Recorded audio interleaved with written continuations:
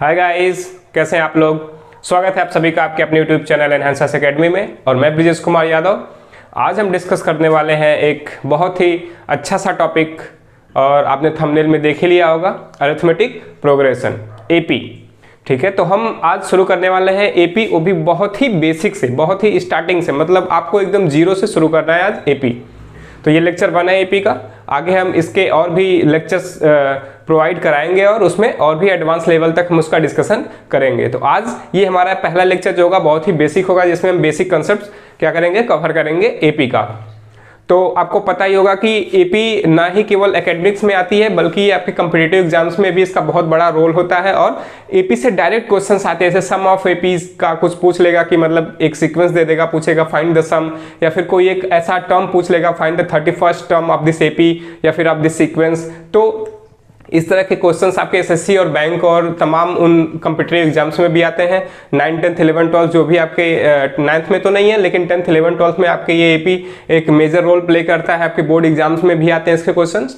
तो हम डिस्कस करते हैं आज के लेक्चर में, हम इसका बेसिक्स कवर करने वाले हैं। तो बने रहिए हमारे साथ इस पूरे लेक्चर में, क्योंकि आगे बहुत ही मजा आने वाला है और आपके सारे जो कंसेप्ट हैं वो क्लियर होने वाले हैं। तो एपी शुरू करने से पहले हम कुछ छोटे छोटे टर्म्स हैं जिनको पहले हम डिस्कस करेंगे, जैसे सीक्वेंस। सीक्वेंस क्या होता है, अगर कोई पूछ ले कि सीक्वेंस क्या होता है, एपी की शुरुआत जो होती है इसी सीक्वेंस से होती है। तो सीक्वेंस क्या है, arrangement of number in a definite order, arrangement of number in a definite order according to some rule. कुछ रूल्स होने चाहिए, मतलब अगर हम कोई भी एक सीक्वेंस लिखते हैं तो वो तब तक सीक्वेंस नहीं कहा जाएगा जब तक उसमें कोई एक फिक्स पैटर्न ना हो। जैसे नंबर अगर मान लेते हैं हम लिखते हैं 1 3 8, फिर उसके बाद लिखते हैं 23 29 28 57, कुछ ऐसा लिखते हैं, तो इसमें कोई एक फिक्स पैटर्न नहीं बन रहा है, मतलब एट रैंडम कोई भी नंबर कभी भी आ जा रहा है, तो इसको हम सीक्वेंस नहीं कहेंगे। सीक्वेंस हम कब कहेंगे, जब उसका कोई एक फिक्स पैटर्न हो, कोई एक लॉजिक उस पर अप्लाई हो रही हो कि यहाँ ये पैटर्न है, ये आगे भी ऐसे फॉलो होता जाएगा। जैसे हम लिखते हैं 2 4 8 10 12, तो इसमें क्या हो रहा है कि हमेशा 2 2 से वेरी कर रहा है, जो सक्सीडिंग टर्म है वो प्रीसीडिंग टर्म से क्या कर रहा है, 2 2 वेरी कर रहा है। या फिर हम ऐसे लिख दें कि 4, उसके बाद लिखते हैं 16, फिर लिखते हैं हम क्या 16 के बाद लिख देते हैं 32। तो कुछ इसमें 2 टाइम्स क्या हो रहा है, उसमें मल्टीप्लीकेशन हो रहा है 2 टाइम्स का, या तो मल्टीप्लीकेशन हो 2 टाइम्स, सब्ट्रैक्शन हो कुछ 2 4 8 9, जो भी कुछ एक फिक्स पैटर्न होना चाहिए। जब भी हम सीक्वेंस की बात करेंगे तो वहाँ एक फिक्स पैटर्न होगा, सर्टेन रूल्स होंगे उसको लिखने के लिए। अगर हमको उस सीक्वेंस का रूल दे दिया जाए और कुछ टर्म्स दे दिए जाए तो हम क्या करेंगे, उस सीक्वेंस को आगे भी प्रोसीड कर पाएंगे। अगर उसका एक फिक्स रूल होगा तो उस रूल को अप्लाई करेंगे और उस सीक्वेंस को आगे हम प्रोसीड कर सकते हैं। फिर बात आती है टर्म्स की। क्या होते हैं टर्म्स, तो उस सीक्वेंस में जो नंबर्स होते हैं, उस सीक्वेंस में क्या जो सीक्वेंस होगा उसमें कुछ नंबर्स होते हैं, उन्हीं नंबर्स को बोलते हैं हम टर्म्स। उन नंबर्स को क्या बोलेंगे, टर्म्स। फिर बात करते हैं हम एपी की। अब एपी क्या होता है, a sequence is called AP. किसी भी सीक्वेंस को हम एपी कहेंगे कब, if there exist a constant number d, जब उसमें क्या होगा, एक कांस्टेंट नंबर आएगा डी। अब बात आती है कि ये डी क्या चीज है, तो when succeeding number is subtracted from the preceding number. D वो नंबर होता है, डी क्या होता है, वो नंबर होता है जब हम किसी आगे वाले टर्म से पीछे वाले टर्म को सब्ट्रैक्ट करते हैं। और वो कैसा होना चाहिए, कांस्टेंट होना चाहिए। वो कांस्टेंट होना चाहिए थ्रू आउट द सीरीज, पूरी सीरीज में ये नंबर क्या होना चाहिए, कांस्टेंट। मतलब अगर सेकंड नंबर को हम फर्स्ट नंबर से माइनस करते हैं तो डिफरेंस आता है 2, तो अगर फोर्थ को थर्ड से माइनस करें या थर्ड को सेकंड से सब्ट्रैक्ट करते हैं तो भी 2 ही आना चाहिए। अगर वो 2 वेरी कर जाता है, 2 से कभी 3 होता है, कभी 4 होता है, कभी 9 होता है, तो उस केस में वो एपी नहीं होगी, उस केस में वो एपी नहीं होगी। अगर सेकंड टर्म और फर्स्ट टर्म को माइनस करने पे 2 आता है तो वो हमेशा पूरी सीक्वेंस में 2 ही आना चाहिए। ऐसी अगर कोई सीक्वेंस है तो उसको हम क्या बोलेंगे, एपी, अरिथमेटिक प्रोग्रेशन। ठीक है, तो ये हमारा कुछ बेसिक सा था एपी के बारे में। आगे हम और भी डिस्कस करने वाले हैं। तो आपको आई होप कि ये डिफिनीशन जो है इसकी, जो इसका जो बहुत ही हल्का वाला जो कंसेप्ट है वो आपको समझ में आ गया होगा कि सीक्वेंस क्या होता है, टर्म क्या होते हैं और एपी क्या होती है, एक्चुअल में एपी होती क्या है। ठीक है, तो एपी क्या है, एक सीक्वेंस है। एपी एक सीक्वेंस है जिसमें एक कांस्टेंट नंबर डी होता है और वो डी क्या होता है, when the succeeding number is subtracted from its preceding number, when succeeding number is subtracted from its preceding number। बात करते हैं कि AP को रिप्रेजेंट कैसे करते हैं। तो मान लेते हैं कोई एक सीक्वेंस हम लिखते हैं, something A1 A2 A3 dot dot dot AN, कुछ n टर्म्स की हम एक सीक्वेंस लिख दी। हमने क्या लिखा है, एक n टर्म्स का एक सीक्वेंस लिख दिया। तो जो A1 होगा इसको हम क्या बोलेंगे, फर्स्ट टर्म। इसको हम क्या बोलेंगे, फर्स्ट टर्म। जो सीक्वेंस का पहला टर्म होता है उसको बोलते हैं हम लोग फर्स्ट टर्म। और जो सीक्वेंस का कोई भी एक एट रैंडम हम कोई भी जब एक नंबर चूज करते हैं उस नंबर को क्या बोलते हैं हम, nth टर्म। क्या बोलते हैं हम लोग, nth टर्म। अब ये n की वैल्यू कुछ भी हो सकती है, 1 से लेकर के जो भी हमारी सीरीज का एंड पॉइंट होगा वहां तक, ठीक है, जो भी हमारा सीक्वेंस का एंड पॉइंट होगा वहां तक क्या होगा, ये nth टर्म। कोई भी एक वैल्यू हो सकती है, वो n1 हो सकता है, 2 5 8 10, ठीक है। तो इसको हम बोलते हैं फर्स्ट टर्म, इसको बोलते हैं nth टर्म। अब बात करते हैं हम कॉमन डिफरेंस की। कॉमन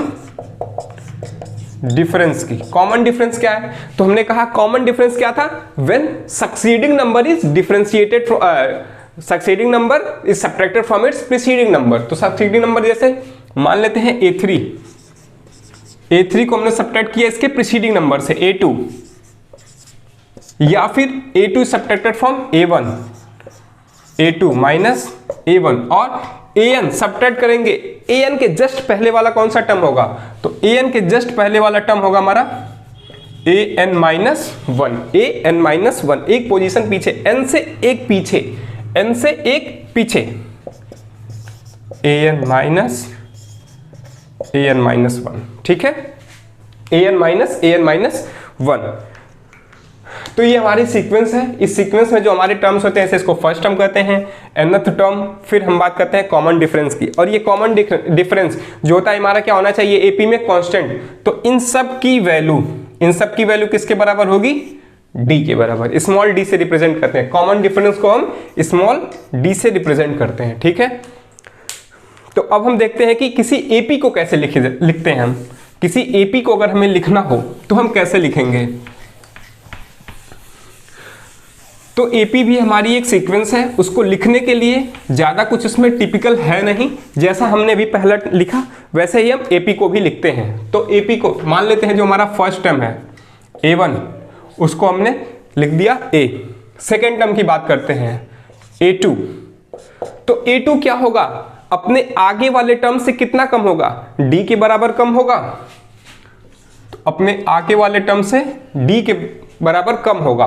तो अगर हम A2 की बात करते हैं तो ये A था, ये इसको इससे D ज्यादा होना था, तो A प्लस D। जैसे अगर ये A प्लस D है, इसमें से अगर हम D माइनस कर देंगे तभी तो ये टर्म आएगा A, ठीक है। उसी तरह से A3 क्या होगा, इससे D ज्यादा होगा। कॉमन हर जो अगला नंबर होगा वो अपने पिछले नंबर से D से ज्यादा होगा, D से क्या होगा, वो ज्यादा होगा, D से उससे एक्सीड करेगा। तो पिछला टर्म था हमारा A प्लस D, और ये D और ज्यादा होगा, तो ये क्या हो जाएगा हमारा A प्लस 2D। उसी तरह से A4 क्या होगा, A प्लस 2D, तो A3 हो गया, और ये इससे D ज्यादा होना है तो D। ये अब कितना हो जाएगा, A प्लस 3D। अब आपको क्या करना है, एक ऑब्जर्वेशन करनी है यहाँ पे कि जब 1 था तो A प्लस 0D था, जब यहाँ पे 2 आया तो ये 1D हो गया, 3 आया तो 2, 4 आया तो 3। उसी तरह से अगर A5 होगा तो क्या हो जाएगा, A प्लस 4D। अगर बात करता हूं मैं an-1 की, या फिर an की बात कर लेते हैं। अगर हम an मतलब nth टर्म, an मतलब nth टर्म, अगर हम nth टर्म की बात करते हैं तो nth टर्म हमारा क्या होगा, a प्लस n से एक कम क्या होगा, n-1 इंटू d। और इसी को हम कहते हैं nth term of n AP, nth term of n AP. किसी भी अरिथमेटिक प्रोग्रेशन का जो nth टर्म होगा वो क्या होगा हमारा an is equal to a plus n minus one into d, a plus n minus one into d. यहाँ पे किसी को कोई दिक्कत है तो आप कमेंट बॉक्स में जरूर बताइएगा, हम इसको फिर से क्लियर करेंगे। लेकिन जैसे देखिए a1 क्या है हमारा, a plus zero D, a2 a plus one D, 2 है तो 1, 3 है तो 2, 4 3, मतलब जो हमारा टर्म होगा, जो nth टर्म होगा उससे एक कम d में मल्टीप्लाई होगा। a n है तो n minus one into D, a n minus one into D, ठीक है। तो इस पे हम क्वेश्चन भी सॉल्व कर लेते हैं nth term of n AP पे। जैसा कि आप जानते हैं कि हम क्या करते हैं, पहले कंसेप्ट फिर क्वेश्चन, कंसेप्ट के साथ क्वेश्चन, कंसेप्ट थ्रू क्वेश्चंस। तो अब हम डिस्कस करेंगे इस पे एक क्वेश्चन। लेट सपोज कोई भी एक हमारी एपी है, ठीक है, जिसका फर्स्ट टर्म क्या है हमारा 5 और कॉमन डिफरेंस क्या है हमारा 2। फर्स्ट टर्म है 5 और कॉमन डिफरेंस है 2। उसने बोला फाइंड एपी। क्या बोल दिया क्वेश्चन में, क्वेश्चन में बोल दिया कि फाइंड एपी, एपी लिखनी है हमको।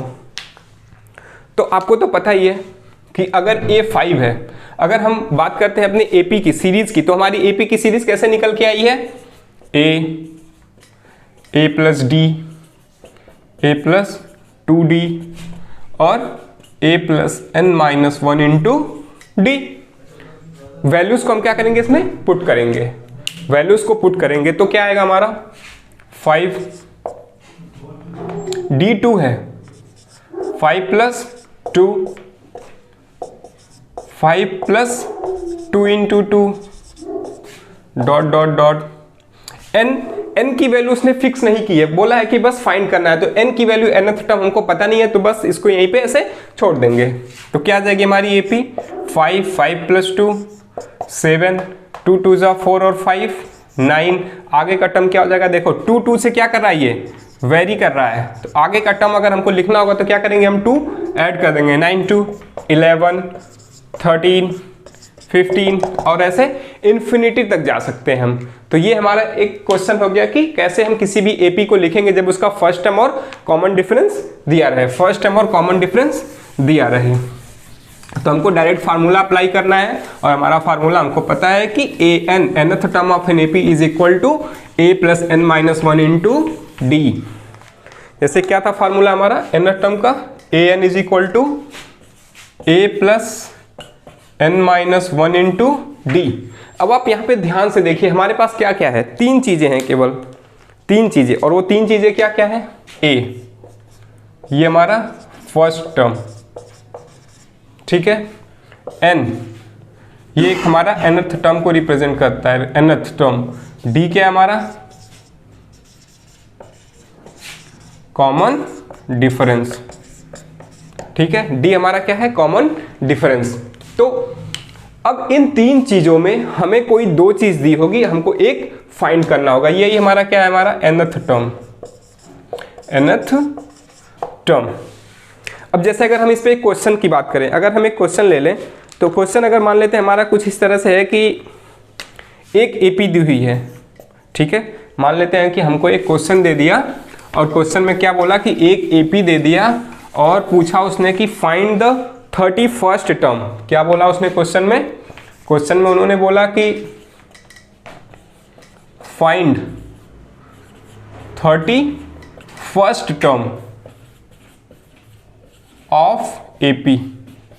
बोला कि जो हमने सीक्वेंस दिया है आपको, वो सीक्वेंस किस में है, एपी में है। अगर वो सीक्वेंस एपी में है तो आपको 31st टर्म फाइंड करना है, और वो एपी है क्या, वो एपी है हमारी 5 15 25 डॉट डॉट, ठीक है। तो अगर मान लीजिए आपके किसी भी कम्पिटिटिव एग्जाम्स में, ठीक है, चाहे वो एसएससी, रेलवे, बैंकिंग, कोई भी एग्जाम हो, अगर उसमें ये बोलता है कि 5 15 25 और इसका 31st टर्म बताइए, तो आपको क्या करना होगा, फिर इसको 31 बार लिखना होगा, 31 टाइम्स क्या करना होगा, इसको आगे प्रोसीड करना होगा, फिर आपको वो वैल्यू मिलेगी। इसमें करीब आपके 1.5 से 2 से 3 मिनट भी लग सकते हैं, ठीक है। तो अब एपी का अगर आपको कंसेप्ट क्लियर है तो आप क्या करेंगे, इसको तुरंत, मतलब विद इन 30 सेकेंड्स आप इसको फाइंड कर सकते हैं। और एक कम्पिटिटिव एग्जाम्स में आई डोंट थिंक कि आपको 30 सेकंड से या फिर 40 सेकंड से ज्यादा कोई भी क्वेश्चन करने के लिए मिलता है। तो आपको 30 से 40 सेकंड के अंदर क्या करना होता है, क्वेश्चन को पढ़ना होता है, उसको अटेम्प्ट करना होता है और टिक करके आगे भी बढ़ना होता है। तो हम इसको कैसे सॉल्व करेंगे, तो अभी आपको समझाने के लिए हो सकता है इसमें 1 मिनट भी लग जाए, लेकिन जब आप इसको समझ जाएंगे तो आपको इसको करने में 10 से 15 सेकंड ही लगने वाले हैं। तो कैसे करेंगे, देखिए ए क्या होता है हमारा, जो सबसे पहला टर्म होता है वो क्या है हमारा 5। सीक्वेंस हमारी एपी में है तो इसके कॉमन डिफरेंस क्या होंगे, सेम होंगे। तो 15 माइनस 5 10। एनथ टर्म हमारा कौन सा यहाँ पे 31, मतलब हमको क्या निकालना है, A31 निकालना है, A31, ठीक है। A31 हमको क्या करना है, इसमें फाइंड करना है। हमको पता है an का फार्मूला क्या होता है, a plus n minus 1 into D, a plus n minus 1 into d. अब देखिए आपको a पता है, d पता है, n भी पता है, आपको क्या निकालना है, an निकालना है, ठीक है। तो निकालते हैं A31 को हम क्या लिख सकते हैं, a हमारा क्या है 5 प्लस n की वैल्यू कितनी है 31 माइनस 1 मतलब 30, और d की वैल्यू कितनी है 10, ठीक है। तो A31 आपका निकल के आ गया 30 इंटू 10, 5 प्लस 300, वैल्यू कितनी आ गई 305।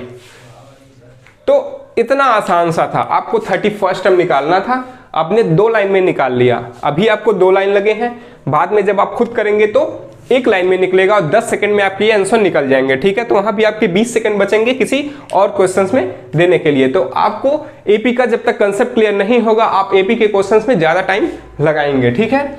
तो ये क्या हो गया A31 की वैल्यू कितनी आ गई 305। तो ऐसे होते हमारे nth टर्म निकालने के फॉर्मूले। अब ये 31 हो या 331 हो, कोई सा भी हो, आप तुरंत इसको कर सकते हैं। टाइम उतना ही लगेगा, चाहे वो 31st हो चाहे वो 331st टर्म हो, ठीक है। अब इसके बाद हम देखते हैं एक और टॉपिक कि किसी भी गिवन सीरीज को हम कैसे ये जानेंगे कि वो एपी में है या नहीं है। तो जो हमारा नेक्स्ट टॉपिक है वो टॉपिक ये है कि how to check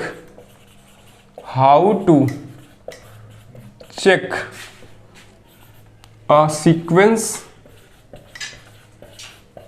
is AP. कैसे हम चेक करेंगे कि कोई भी सीक्वेंस एपी में है या नहीं है, कोई भी सीक्वेंस एपी में है या नहीं है, इसको हम कैसे चेक करेंगे। तो इसको कैसे चेक करेंगे कि कोई भी सीक्वेंस हमारा एपी में होगा या एपी में नहीं होगा। तो इसके लिए कुछ फिक्स्ड पैटर्न है। खैर फिक्स पैटर्न नहीं कर सकते कि बस एक अपना ऑब्जर्वेशन है कि आप कोई भी एक डिफरेंट सेट ऑफ रूल्स बना लीजिए और उसको क्या करिए, फॉलो करिए। तो यहाँ पे एक छोटा सा डिफरेंट सेट ऑफ रूल्स है। आप अगर इसके कंसेप्ट को समझ गए ना, अगर आप कंसेप्ट क्लियर है आपका, तो ये रूल्स फॉलो करने की कोई जरूरत नहीं है। इन रूल्स को फॉलो करने के लिए आपको किसी रूल्स की जरूरत नहीं पड़ेगी। लेकिन एक बार देख लेते हैं। पहला क्या होता है, हमको सबसे फर्स्ट स्टेप पहला स्टेप हमारा क्या होता है कि फाइंड an मतलब nth टर्म क्या होता है हमारा, एक जनरलाइज्ड टर्म होता है जो पूरे की पूरी सीक्वेंस या पूरी की पूरी एपी को रिप्रेजेंट करता है। nth टर्म क्या होता है, एक जनरल फार्मूला कह लीजिए कि एक जनरल फार्मूला होता है जिसमें हम n की वैल्यू रखते जाते हैं और वो आगे की हमारी एपी की सारी वैल्यूज को प्रोवाइड करता जाता है, ठीक है। तो हमको nth टर्म निकालना है। फिर क्या करना है हमको, फाइंड an+1 कैसे हम फाइंड करेंगे, रिप्लेसिंग n फ्रॉम n+1। जो ये हमारा nth टर्म होगा उसमें जहां जहां पे n होगा उसको हम लोग n+1 से रिप्लेस कर लेंगे। फिर हमारा थर्ड स्टेप क्या है, फाइंड an+1 माइनस an। क्या करेंगे हम, an+1 से an को सब्ट्रैक्ट कर देंगे, ठीक है। उसके बाद हमारा जो फोर्थ और लास्ट स्टेप है वो क्या है, चेक इफ स्टेप 3 अगर हम क्या करेंगे, इसमें चेक करेंगे, हम ये चेक करेंगे कि अगर स्टेप 3 जो है हमारा, ठीक है, step 3 is free from n। अगर हमारा थर्ड स्टेप n से फ्री है देन सीक्वेंस इज एपी। अगर वो फ्री फ्रॉम एन है तो सीक्वेंस एपी है, अदरवाइज नॉट, अदरवाइज नॉट। ठीक है,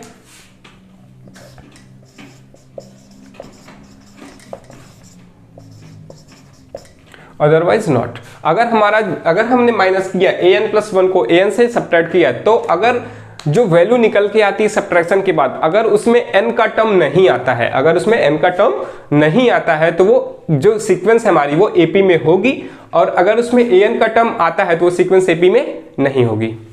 ठीक है, तो इस पे क्वेश्चन भी कर लेते हैं हम लोग, क्योंकि हम क्या कर रहे हैं, कंसेप्ट थ्रू क्वेश्चंस, क्वेश्चंस के साथ हम कंसेप्ट को क्या करेंगे, क्लियर करेंगे। तो इस पे भी एक क्वेश्चन कर लेते हैं, और आई होप कि हमारा लास्ट टॉपिक है इस लेक्चर का। उसके बाद फिर हम आगे लेक्चर्स में, जो आगे और लेक्चर्स आएंगे उसमें हम क्या करेंगे, इसके और भी चीज़ें डिस्कस करेंगे, जैसे सम ऑफ द एपी क्या होता है, और डिफरेंट टाइप्स ऑफ क्वेश्चंस भी उसमें करेंगे, और भी वैरायटीज के क्वेश्चन सम्स पे या फिर nth टर्म पे कुछ और भी क्वेश्चंस करने वाले हैं। तो अभी इस पे हम देखते हैं क्वेश्चन। मान लेते हैं कि कोई एक nth टर्म दिया है, nth टर्म हमारा कुछ है कि 2n² + 1। ठीक है, अगर हमको एक nth टर्म दे दिया है कि 2n² + 1, अब इसको चेक करना है, is it N AP, is it an AP. कह रहा है कि an जो है हमारा 2n² + 1 है। अब हमको बताना है कि क्या ये AP है, तो चेक करते हैं। सबसे पहला हमारा फर्स्ट स्टेप क्या था, हमारा फर्स्ट स्टेप था an। an क्या है हमारा 2n² + 1। ठीक है, सेकेंड स्टेप हमारा क्या था, an+1। an+1 क्या होता है, n को हम n+1 से रिप्लेस करेंगे, तो क्या हो जाएगा 2n की जगह क्या लिखेंगे हम लोग, n+1, और इस पे होल स्क्वायर और प्लस ये 1। अब हमारा थर्ड स्टेप क्या था, फाइंड करना था क्या, an+1 minus an, an+1 - an। Find करते हैं, an+1 हमारा क्या है 2 times n+1 whole square plus 1 और माइनस 2n² + 1, 2n² + 1। इसको और सॉल्व करते हैं तो क्या आ जाएगा हमारा 2 times n+1 whole square, n+1 whole square क्या होता है हमारा n² + 1 + 2n। ठीक है, और ये +1 माइनस अंदर जाएगा तो क्या जाएगा, ये 2n² और माइनस इंटू प्लस -1। ठीक है, ये 2 इस ब्रैकेट में पूरा मल्टीप्लाई कर लें तो क्या हो जाएगा 2n² + 2 + 2 2 = 4n + 1 - 2n² - 1। ठीक है, अब क्या करते हैं, इसको हम सॉल्व कर लेते हैं। तो सॉल्व करने से क्या होगा, +2n² - 2n², ये आपस में सब्ट्रैक्ट हो जाएंगे। ठीक है, अब यहाँ पे देखिए -1 है, +2 है, और ये +1 भी है, जो कि यहाँ पे छूट गया। ठीक है, 2n² + 2 + 2 2 = 4n + 1 - 2n² - 1। अब इसमें क्या होगा, ये +1 और ये -1 आपस में क्या हो जाएंगे, सब्ट्रैक्ट हो जाएंगे। बच क्या जाएगा हमारे पास बचेगा 2 + 4n, इसको लिख सकते हैं हम लोग 4n + 2, 4n + 2। अब आप देख रहे होंगे हमारी जो फोर्थ कंडीशन थी, और सबसे इंपॉर्टेंट कि if an+1 - an is free from n। क्या ऐसा है कि an+1 - an जो हमारा है वो फ्री फ्रॉम n है, तो नहीं, यहां पे हमारा n का टर्म आ रहा है, n का टर्म आ रहा है। So given sequence is not an AP। तो जो हमारा गिवन सीक्वेंस था ये AP में नहीं है।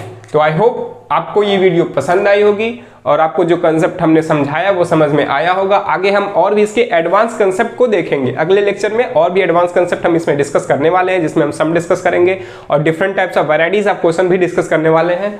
तो अगर वीडियो पसंद आई आपको तो लाइक करिएगा, और अगर सब्सक्राइब नहीं किया तो सब्सक्राइब भी कर लीजिए हमारे चैनल, क्योंकि हम इसी तरह से बेसिक कंसेप्ट से शुरू करेंगे क्वेश्चंस। हम हर एक लेक्चर में जो भी टॉपिक हम कवर करते हैं उसमें बेसिक कंसेप्ट से लेकर के एडवांस कंसेप्ट तक हर एक चीजें कवर करते हैं क्वेश्चंस के साथ। तो चैनल सब्सक्राइब करिएगा और कमेंट में मुझे जरूर बताइएगा कि आपको वीडियो कैसी लगी।